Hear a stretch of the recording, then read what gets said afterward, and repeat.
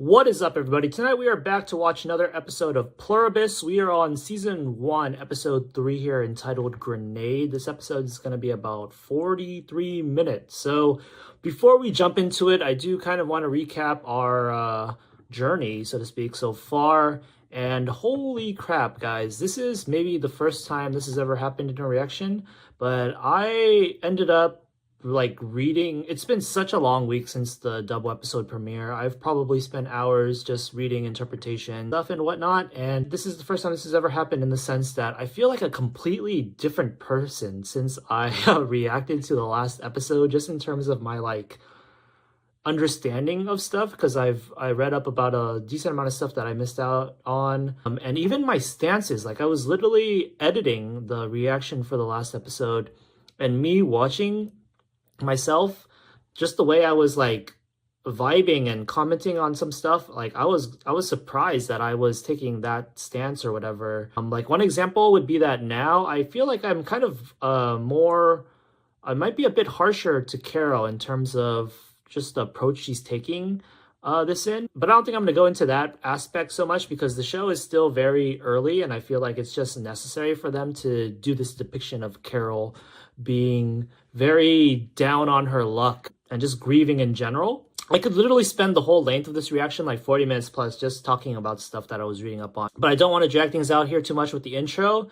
Just a few points I'm going to cover is that a big miss on the last reaction was that I somehow didn't realize that the woman at the beginning of the episode that was she found in a wreckage? I forget, but she flew the plane, and she ended up being Zosha, the one who came to be Carol's chaperone. I think the word that they used is that. Yeah, that just didn't register to me for some reason, even though I think in the reaction itself I pointed out how they were getting a wig ready for her. I think the one thing was that the cut from her flying the plane to it cut to Carol's POV, and she just showed up right after that.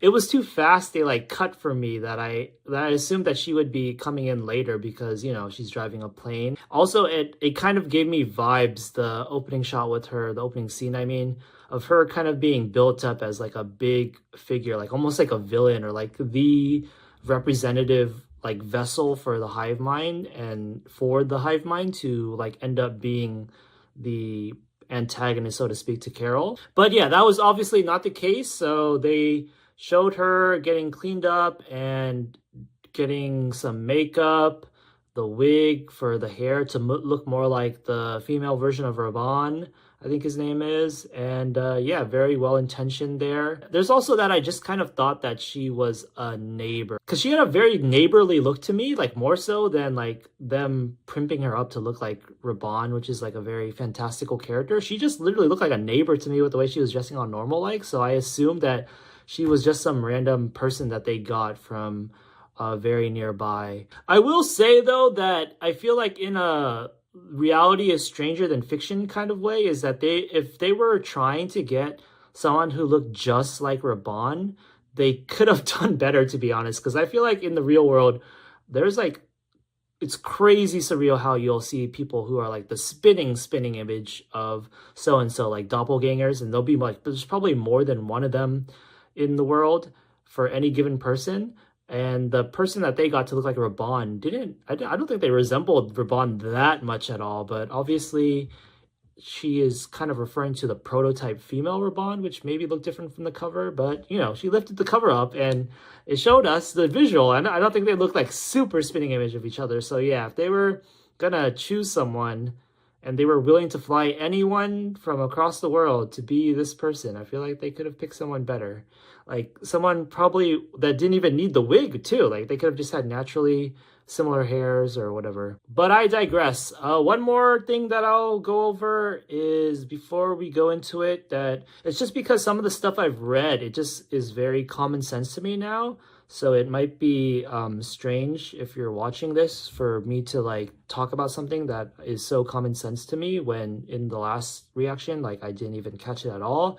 One thing is gonna be that the way that the virus spread for the humans here is that the aliens, or we don't even know if they're aliens, but something was transmitting the quote unquote recipe for the virus from space. And the humans found it, but it's not like that virus was already being a virus at that point. It's just them sending a recipe for a virus, and the humans created the virus out of their curiosity, and it ended up spreading and being a pandemic. So it's not like this is a virus from space. It's the recipe for a virus that they've made a new iteration of on Earth. So it's not like the hive mind here includes like aliens.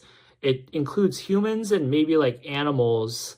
So it's kind of just like a natural occurring thing. So it's not like there's going to be like some crazy twist where this is a hive mind that is controlled by one like big bad villain. It's a thing that's more comparable to just like the sheer force of nature, a tragedy, a cataclysmic disaster of nature.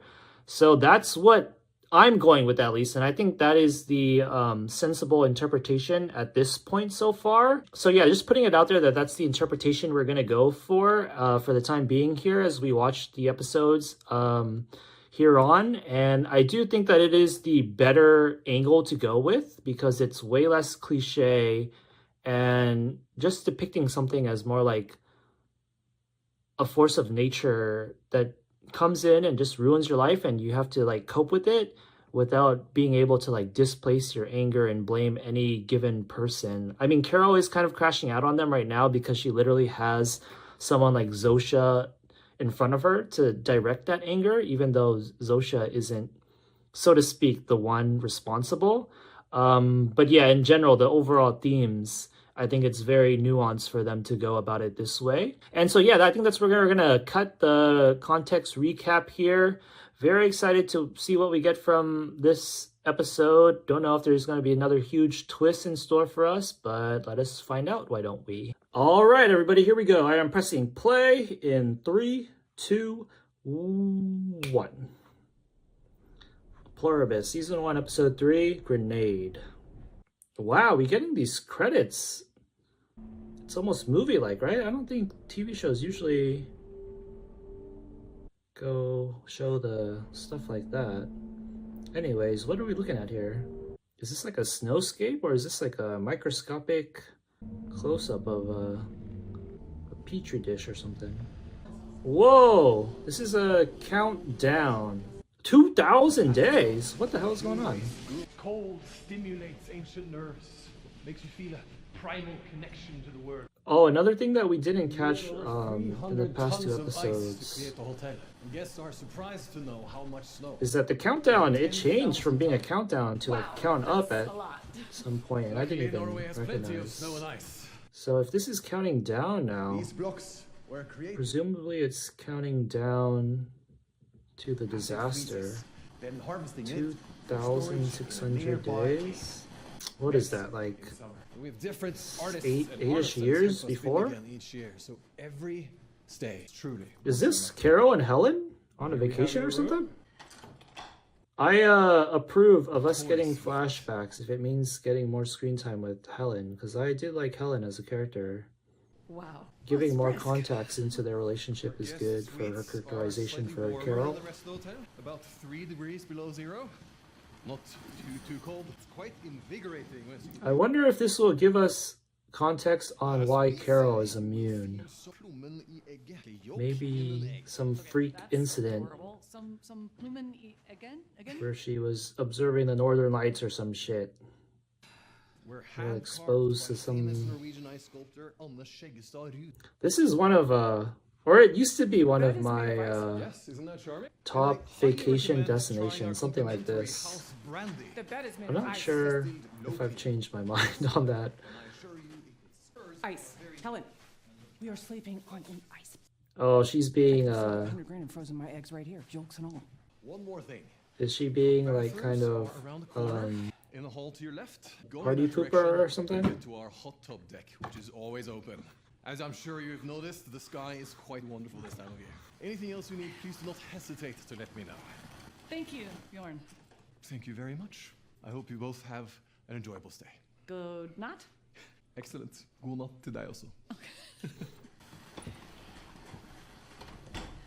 This is amazing. How did I not realize that the bed would be made of ice? We just flew 16 hours to get frozen like Walt Disney. Walt Disney wasn't frozen. That's a myth. And look at this place. It was worth the trip. I mean, do we absolutely have to go every wacky place Rick Steves recommends? Who is Rick Steves? To stay somewhere that's not an experience, but just a really nice hotel? Can it be both? Doesn't it feel kind of nice? I mean, my skin feels so awake. Oh my God, seriously? Who knew?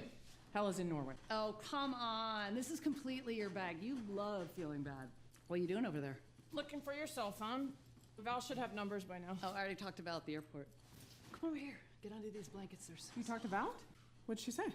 Is this like book numbers? It's on the Book sales? list. Okay, there you go. Congratulations. Good. Great. Yeah. That's how come she over here. receives It's brand new. happiness. Where on the list? Stop it. It's a bestseller. I know. I'm just curious where. Top 20. Oh, Top that's 20. not what she wants to hear. But like closer to 11 or closer to 20? You're impossible. This is the same person who wanted her to switch the books on the shelf at the airport, so Come over yeah. here. Why? Just come here. Look at this. Is she gonna like feel That bad in the is present time that she amazing. didn't love Helen when I she always had the wanted to chance or see it. something? One time in Canada, I came close, but this is so much better than I ever imagined. That's a lame view. I would want to go outside to see it if you Kinda came looks all like a this way. screensaver. Oh, Yeah, she's kind of right. I gotta agree with her there. But I mean, obviously, it is nice to have it there Isn't that when warmer? you're in bed and you just Warmer open than what? the roof. It's not like you can sleep outside. You can almost hear it, can't you? Oh, it's turning purple. Guess what? Sitting on a block of ice makes you feel like you have to pee. Okay, so pee. Yeah, but is the toilet gonna be made out of ice? What if I stick Here, to it? don't pee, but shh. She's so miserable. Oh, anything? No, it didn't make her feel anything? Pluribus. Is there ever gonna get a time frame here? This is your captain speaking.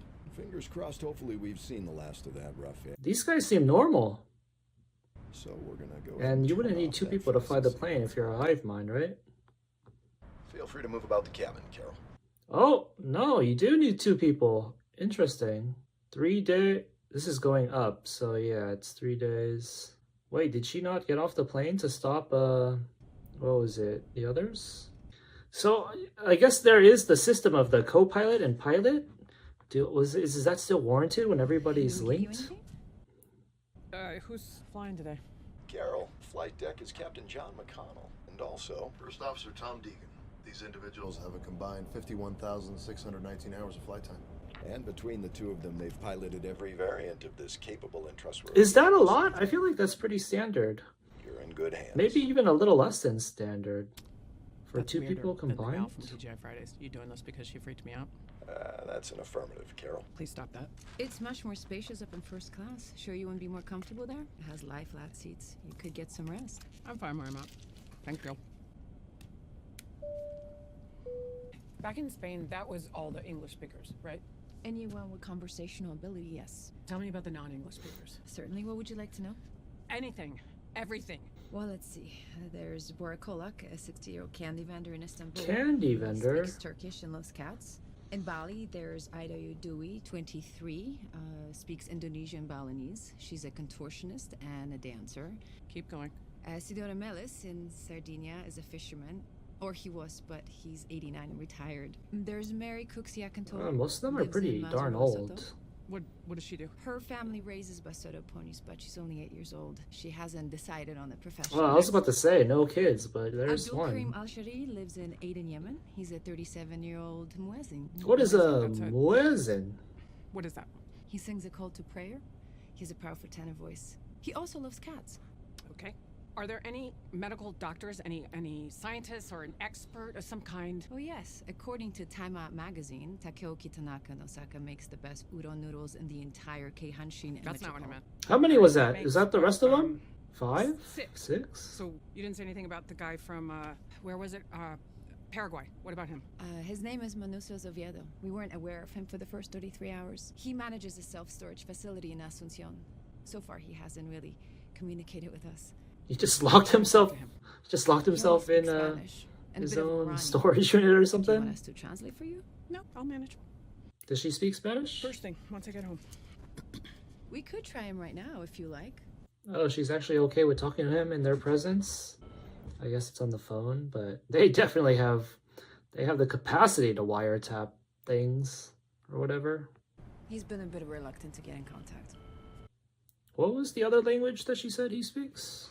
Try it again. Hola, senor. Me llamo. I think we got cut off or something. Try it again.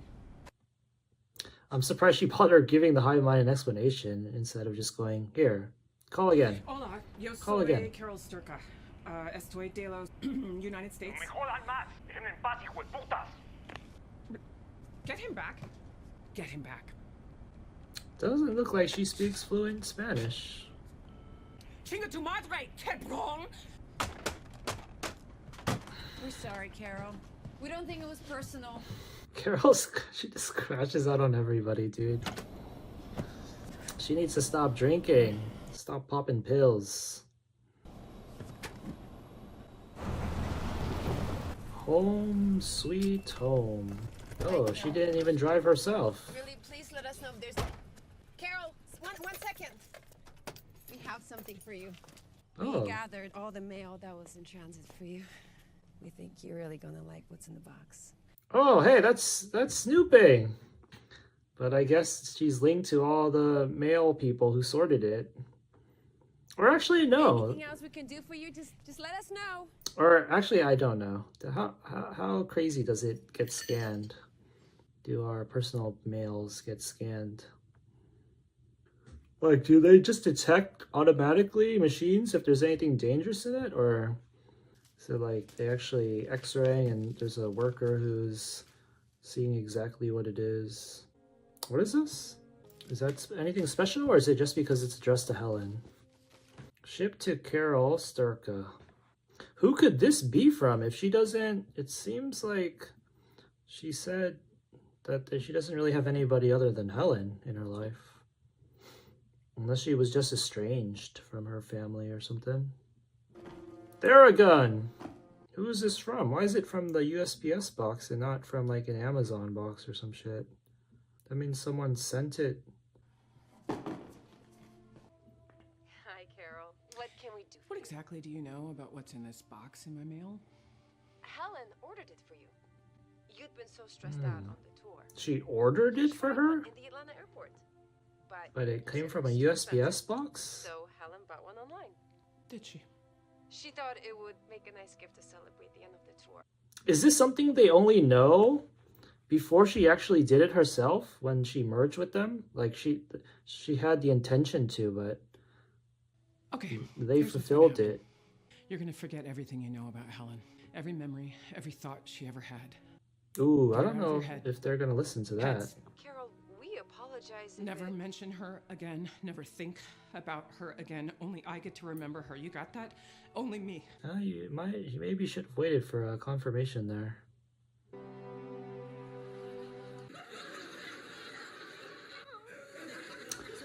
R.I.P. Betty White! Who gave you permission to ring my doorbell? I'm surprised she's even getting up to answer it. Leave me alone! What was that? It's a different car, different person. R2-D2?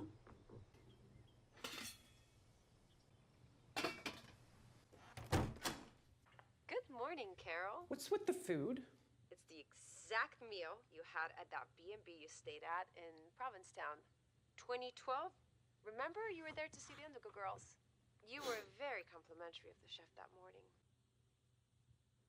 The sorghum flour So and the you pancakes. took it upon yourself to make me breakfast? Well, we knew your fridge was pretty bare. You've only got tonic water, half a carton of oat milk, a jar of green olives, a jar of black olives, a jar of red olives. I told you Helen was off limits. So how do you know what is in my fridge? Teresa from Merry Maids. You had them clean up just before you got home from the book tour. Is the food not to your liking? Would you like us to make you something else instead? Nope. I want you to leave me alone. she just gonna... Which is what you know, fuckers. It's 3/4 of a carton. Sprouts! Is that the same car? Or is that the car she stole from the trucker dude who crashed when he got joined? I was not expecting them to like have scenes depicting like such day-to-day life stuff at this point in the story, to be honest. What did she expect? I mean, I guess she maybe expected the leftovers, but it does make sense for them to quote-unquote raid everything to try to preserve everything while they figure out a new system, I guess. Hello, What happened to my Carol. sprouts? Are you the Your nicest supermarket? sprouts? So sorry. We're consolidating resources to centralize useful items for distribution. Food, medicine, anything helpful from stores or businesses or what used to be private homes. Fine. Fine. I get it. Anywhere. I am not going to call you every time I need something. I don't want you waiting on me. I am a very independent person, okay? I always have been. I fend for myself. I just want my sprouts back. Absolutely. I think they're gonna literally make it a functional supermarket just for her. So, what? Come back tomorrow, please. Can we say Thank Friday? you. Come again. Maybe? I just need a rough estimate of when I should come back. We'll be there in a moment. Oh, same day service. Beat that, Amazon. They're gonna bring the whole shebang. All of the...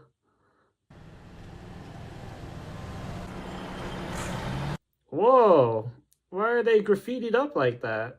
They were already graffitied? Or the aliens got some graffiti culture going on? Or not aliens. The hive mind. Who's this walking over the little...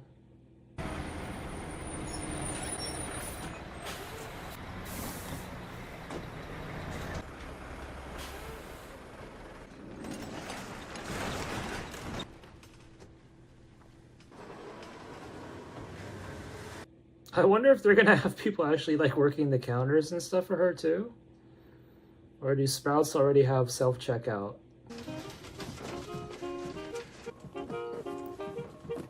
That honestly seemed quicker than they should be capable of. The cars started pulling up before she even ended the phone call. Where was the main distribution center they took it to? Only down the block? This is what you're dealing with, Carol. Carol, may we sneak past you here? All walks of life, literally. It's kind of charming how much time they're devoting to this scene. I like seeing like slice of life stuff like this, but if they wanted to, they could just cut here. They've kind of made the point. Who you gonna call? Ghostbusters. What is this? Just the time I took her to shop, I guess? Oh no, the time they took to set up. So she just stood there for like an hour and a half watching them set up? There we go. That's a nice looking grocery store. I love the vibe of grocery stores. Nice AC, colorful aisles to explore. What did she say? Toot sweet? Alright, we're past the halfway point. Oh, they're not leaving any people to work the counters, registers. How can this... You can just leave it here? I guess they'll bring people back after she leaves? I don't know. Let's see if there's a self-checkout. Oh, they even turned on the music. What did she end up buying? Was this something she even has to cook, or are they just prepared meals? Microwave meals. What is this episode called? Grenade, huh? Oh shit, the power. Damn it. Is this like whole episode just gonna be like her realizing how she has to depend on them? So it's like maybe pointless to keep fighting it? Oh, if the phone's disconnected too, she doesn't even have a way to contact them. Whoa. What is going on? You have got to be fucking kidding me? Maybe they were just rebooting it so that it would only focus in an efficient area and not waste a bunch of places. Hello, Carol. So sorry to startle you. Why are you turning off the lights? Yes, we know. It was a mistake. We had a little problem isolating your branch circuit. But they're back on now, right? The lights at your house? Yes. Okay, good. Why are you turning them off everywhere else? For conservation? Yo, you can't be... Are, well, most of them. What, lights aren't necessary for you guys? You just see in the dark? Oh, no, not at all. It's just that there's no crime to prevent. And we're not working at night. Except for essential operations. Water treatment, hospitals, things like that. Right, so it's more of your efficiency. Yes. You donated twice to the Sierra Club, so we felt you'd Ooh, what's the Sierra Club? If you'd like, we'd be happy to restore the rest No, of the lights. screw it. Leave them off. Who gives a shit? Carol, is there anything we could do to cheer you up? Cheer me up? Why? I'm so happy. There is nothing wrong with me that a fucking hand grenade wouldn't fix. You got one of those? Because I think that would be the perfect topper for the greatest week in human history. They're gonna deliver it to her doorstep. Watch. A nice USPS box. Okay, so these are prescription drugs that she presumably already had before this all went down. And I guess she's just abusing them now. Or maybe she always had been. Oh!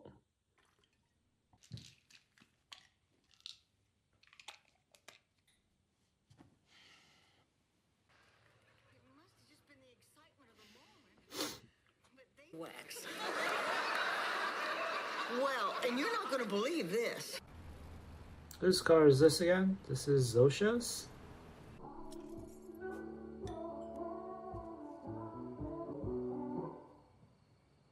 Honestly, that there's no crime means anybody that disturbs you is them, which kind of makes it extra creepy.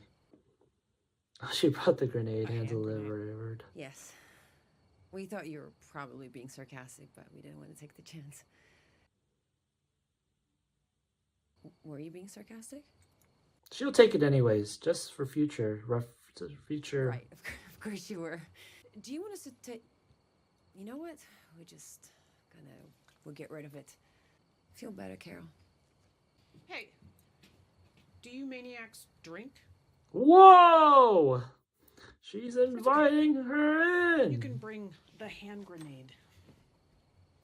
Look at this character development, so to speak. Come on, use your brains, Carol. You dissect some information out of them. Get them drunk. Or what if she's plotting right now? Does the whole world get drunk when you Does drink? she want to like rid it?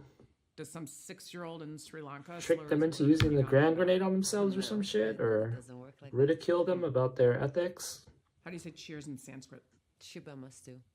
Roughly, it means may everyone be blessed. Well done. Shoop. Shoop.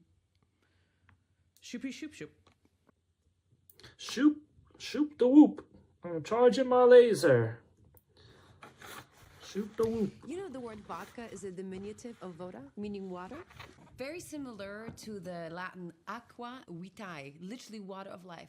That becomes the Scandinavian aquavit, although the drinks are very different.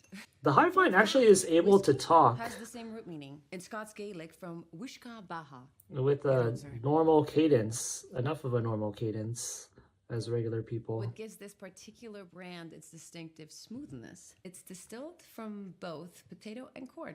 It is slightly alkaline. Do you taste that? Honestly, It tends to be acidic. pretty fascinating Process from his grandfather. And now drinking buddy to have. With the wealth of knowledge that they have, the trivia that they could endlessly spout. How long do I have left before you turn me into a worker bee? Your life is your own. It's a hard thing to predict. Scientific advances tend to ebb and flow. That's not an answer. How long? We're working around the clock. It could be as soon as a couple weeks, or it could take months. What? They're being forthright about Like it. the range for someone who knows. It's like they that there don't is to even know. comprehend that it's... Regardless, sooner or later, I'm fucked. No, you have the option, Sorry, right? Carol. We have a Oh! biological imperative. No, She's goddamn just straight up sex. being Do you know honest that? about them forcing it We on wanna her? make you happy. What happened to your life is your own? Your own, you Yeah. say. An agency. I've got all this agency. But, I mean, I guess I have agency just until I don't? Carol, if you were walking by a lake and you saw somebody drowning, would you throw him a life preserver? Of course you would. You wouldn't think, you wouldn't wait, you wouldn't try to get consensus on it. You'd just throw it. So now I'm drowning? You just don't know it. Well, you people are brainwashed. She's kind of is what drowning you are. in alcohol. I guess you could say it that way. What's be so great about this mind meld of yours? Actually, let me guess. It's all beautiful scenery, and you feel nothing but contentment. Just wave after wave, bliss and peace, and everything is perfect. It's like living inside a postcard every second of every day. Basically, it's every Rick Steves special ever, right? Oh yeah, look up That who kind of this bullshit? Rick Steves Like guy is. You're taking a hike in the woods.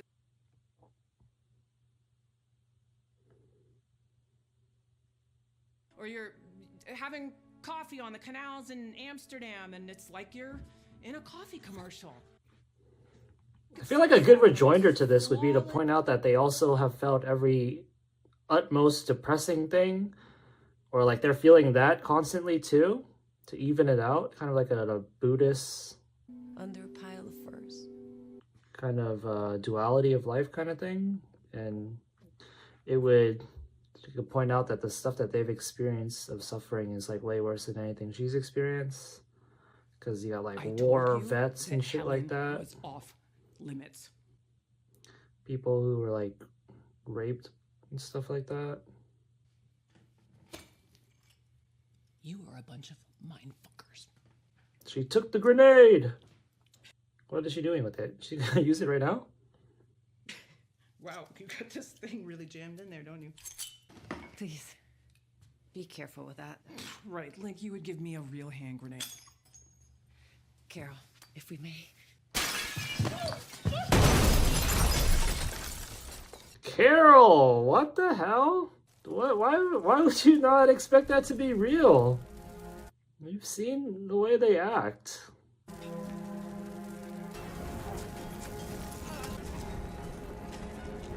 What is going on here? Why is this so traumatic? You gave me.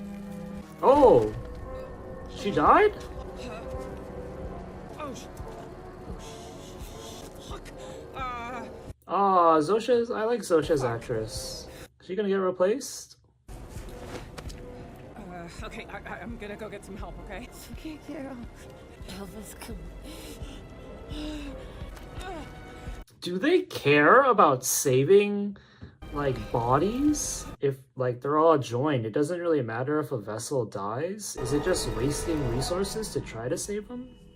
But then if you go too far with that logic, then they wouldn't. Why wouldn't they just like kill off like the appropriate number of the population to be most efficient in terms of survival if they're already consciously joined and whatnot? Maybe if they had like a very somehow developed a grand objective, they would probably think that a big population is necessary for big endeavors. But at the same time, they would also have to factor in for each planet at some point a population is too big, and I think our planet already is overpopulated to a degree, right? Because we already have concerns about that. 8 billion.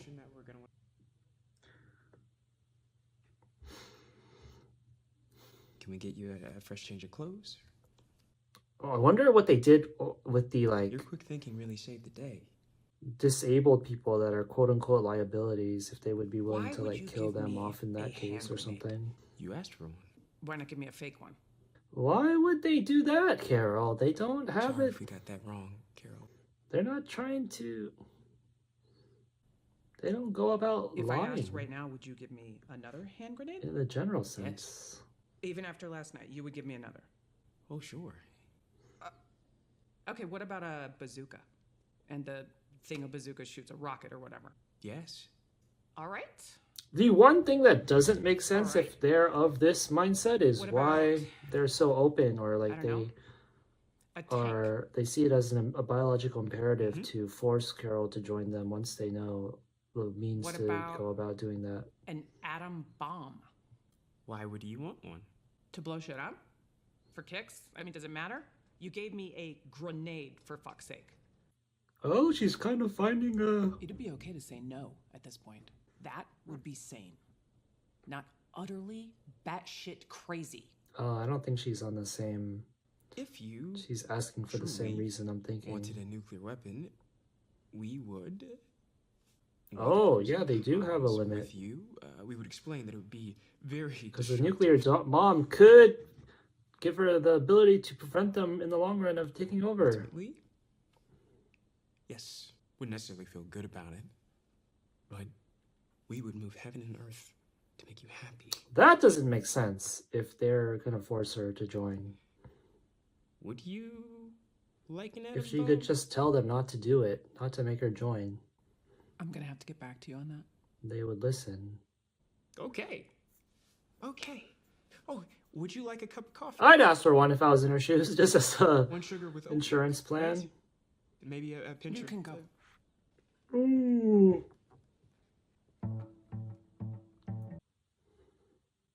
Oh, she having a eureka moment here? Is it time to start the counter plan? All right, that was Pluribus, episode 3, Grenade. If I'm being honest, I was not expecting... I feel like this was kind of a backpedal, not in terms of quality per se or anything, but just in terms of what they're focusing on and the scale. Like, if they were going to show stuff like the grocery store stuff, and the grenade, too, is kind of like a introduction for Carol's character into the general scenario. Like, I was kind of surprised that they were dramatizing the almost killing of Zosha when she threw the grenade out, and Carol being that shocked that they would listen to her. That, I feel like, honestly, yeah, if they aired this episode as like episode 2 and then aired episode 2 as 3, it might not coincidentally have any like plot holes or anything really, other than if they were directly referencing some stuff in the plane scene, of course, and stuff like that. But just in terms of like story beats, like it would have made sense for her to get this little introduction to the scenario before they were doing things as like big in scope as flying across the world to meet up with other of the exceptional people, exclusions, immune people, and getting into an argument of trying to team up with them but ultimately failing. So yeah, this kind of felt like it was a bit of a notch down in terms of stakes and just circumstances in general, I guess. But at the same time, the ending right there with her maybe thinking that she can start utilizing how compliant they are to do something, start up some kind of counter initiative, is obviously going to be the main story. So that makes sense as well. But yeah, that was a pretty enjoyable episode. I did like the charmingness of the grocery scene. I do like how it started the cold open. I think it was a cold open, right? With the flashback. If they continue doing that, I think it would be good to give us some more context to both Helen and Carol's relationship as well as Carol's past. I admittedly though am finding Carol a bit more grating as we go on if they keep depicting her like this. Yeah. So yeah, I think some flashbacks maybe of explaining how she got like this. I don't even know if they really need to justify like any pivotal moments where she became, quote unquote, became like this. Because this is you could just like perfectly end up being this kind of person, not because of any big traumatic events or anything. It's just people, people can be misanthropic or just buzzkills naturally over time. Also, I do wonder if they're gonna bother to address like her having any other loved ones other than Helen. Like, I think it's realistic enough for people to be estranged from their family, but like for her to, if it's to the point where she has like nobody, no dad, no mom, no sister, no brother, no aunt, no uncle that she cares about, like even if she were estranged from them, like I feel like the regular person would at least